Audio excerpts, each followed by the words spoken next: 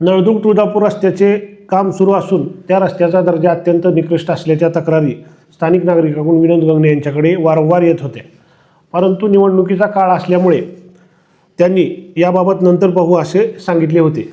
परंतु मंगळवारी परत एकदा स्थानिक नागरिकांनी ठोस अशा स्वरूपाची तक्रार केल्यानंतर विनोद गंगणे यांनी आमदार राणा जगजितसिंह पाटील यांच्याशी संपर्क साधला. त्यानंतर आमदार राणा जगजितसिंह पाटील यांनी त्यांचे कर्मचारी व राष्ट्रीय महामार्ग प्राधिकरणाचे अभियंता व अधिकारी यांना या कामावर प्रत्यक्ष पाहणीसाठी पाठवलेले होते. ते अधिकारी कामाचा दर्जाची पाहणी करत असताना तेथे महाविकास आघाडीच्या कार्यकर्त्यांनी येण्याचं प्रयोजन काय? कामाच्या दर्जावरून विचारलेल्या प्रश्नाला उत्तर देण्याऐवजी त्याला राजकीय रंग देण्याचा प्रयत्न महाविकास आघाडीकडून केला जात आहे. घडलेली घटना नक्कीच दुर्दैवी आहे. तिचे समर्थन कोणीही करणार नाही. या प्रकरणात पोलीस प्रशासनाने तातडीने पावले उचलली असून जे दोषी आहेत त्यांच्यावर कठोर कारवाई झाली पाहिजे ही आमची स्पष्ट मागणी आहे. आमदार राणा जगजितसिंह पाटील यांनी याबाबत प्रशासनाला सक्त सूचना दिलेल्या आहेत. या प्रकरणात कोणालाही पाठीशी घालण्याचा प्रश्न नाही.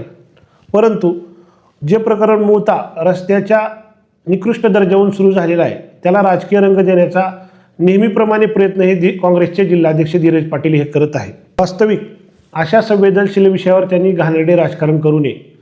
या प्रकरणात आपसात बसून वाद मिटवण्याच्या ऐवजी ते केवळ राजकारण याबाबत करत आहेत आणि त्यात आपली राजकीय पोळी कशी भासता येईल असा त्यांचा नेहमीसारखा प्रयत्न आहे.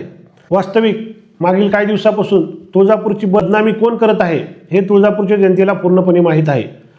धीरज पाटील हे धाराशिवमध्ये बसलेल्या उबाटा नेत्यांच्या सांगण्याहून पत्रकार परिषद घेत आहे हेही तुळजापूरमधील जनतेला ठाऊक आहे.